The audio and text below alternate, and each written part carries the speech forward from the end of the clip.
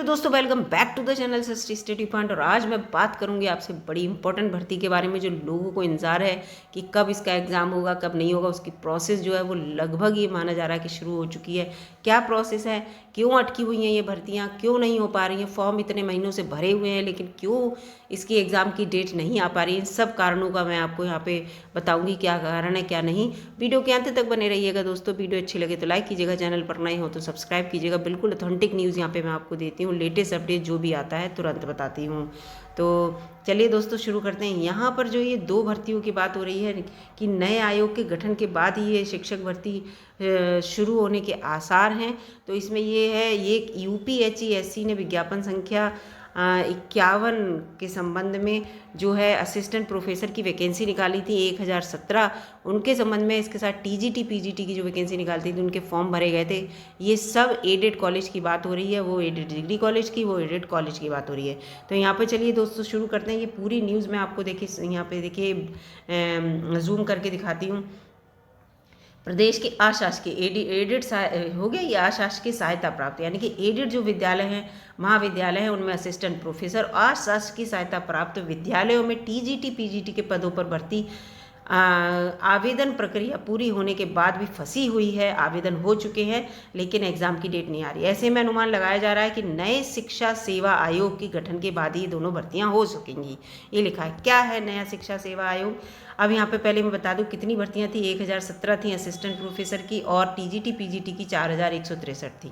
ये अगस्त 2022 तक इनका जो था वो आवेदन मांगा गया था। असिस्टेंट प्रोफेसर में जो फॉर्म भरे गए थे वो 1,14,000 थे और जबकि टीजीटी पीजीटी में 13,19,000 फॉर्म भरे गए थे। 7 माह हो चुके हैं लेकिन परीक्षा की तिथि अब तक घोषित नहीं हुई है।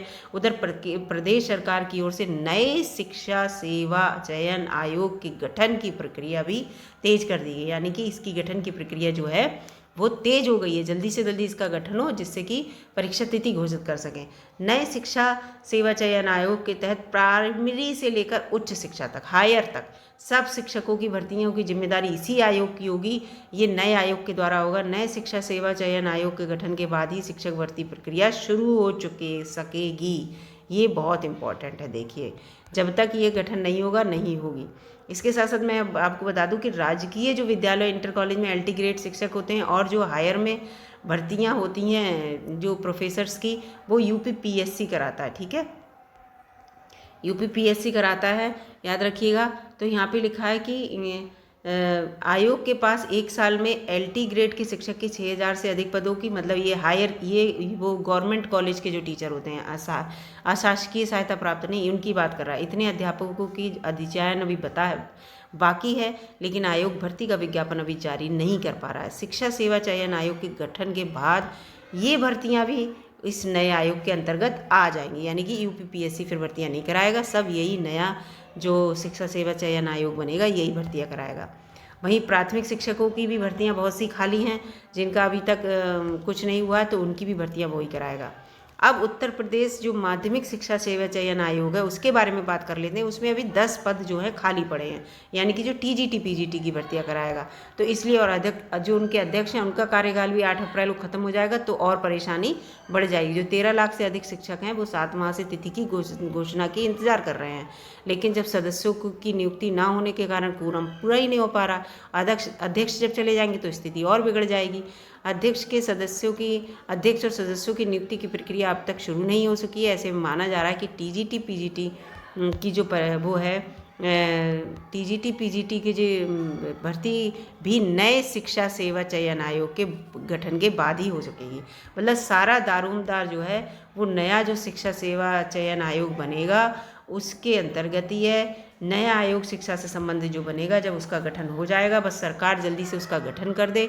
जब उसका गठन हो जाएगा उसके बाद ही जितनी भी शिक्षक संबंधी भर्तियां हैं, चाहे वो अशासकीय सहायता प्राप्त हैं चाहे वो गवर्नमेंट कॉलेज की हैं, दोनों ही भर्तियां जो हैं वो इसी आयोग के अंतर्गत आ जाएंगी और फिर तभी तिथि लगातार जल्दी जल्दी घोषित हो जाएगी। और सरकार भी इसके प्रति सजग है। ये देखिए उसने यहाँ पे लिखा भी है कि गठन की जो प्रक्रिया है वो तेज हो चुकी है, आपको दिख रहा है यहाँ पे। ठीक है, और यहाँ पे कोई प्रयागराज में कोई इस नए आयोग का जो मुख्यालय बनाने की बात की जा रही है, उन्होंने अपनी मांग की जो भी है। तो ये सब चीज़ें हैं। तो आप देख लीजिए दोस्तों, पढ़ाई को जारी रखिए, क्योंकि जैसे ही आयोग का गठन हो जाएगा वैसे ही UPHESC की जो वैकेंसी हैं, जो असिस्टेंट प्रोफेसर की, उनकी उसके जो वो तिथि आ जाएगी एग्ज़ाम की और परीक्षा हो जाएगी। तैयारी बिल्कुल मत रोकिए, आप जैसी भी तैयारी कर रहे हैं रेगुलर दोस्तों करते रहिए, क्योंकि अगर आपने तैयारी रोकी तो आपकी जगह कोई दूसरा बच्चा पढ़ रहा होगा। इस बात को याद रखिए, एक रात आप सोए तो एक रात पीछे आप हो जाएंगे। तो इस चीज़ को याद रखिएगा दोस्तों, पढ़ाई करते रहिए, चाहे वो TGT PGT के बच्चे हुए, चाहे वो असिस्टेंट प्रोफेसर वाले हुए। मिलती हूँ दोस्तों अगली वीडियो में ऐसे ही नई न्यूज़ के साथ, एक नई खुशखबरी के साथ कि आयोग का गठन हो गया है और तिथि आ चुकी है।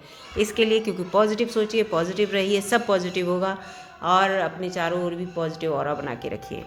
दोस्तों वीडियो अच्छी लगी तो लाइक कीजिएगा, चैनल पर नए हो तो प्लीज़ सब्सक्राइब करके ही जाइएगा दोस्तों। और इस चैनल पे आप जाके देख सकते हैं बहुत सारी बिल्कुल ऑथेंटिक न्यूज़, और सब्जेक्ट से रिलेटेड भी UPHESC के जो पेपर फर्स्ट है उससे सब्जेक्ट से रिलेटेड भी बहुत सारी वीडियो डाल रखी हैं मैंने, क्वेश्चन आंसर और मल्टीपल चॉइस, आप जाके देख सकते हैं। और कंटिन्यू उस पर अपलोड करती भी रहूँगी मैं जब तक एग्ज़ाम नहीं हो जाएगा। चलिए दोस्तों, मिलती हूँ आपसे अगली वीडियो में, तब तक के लिए नमस्कार।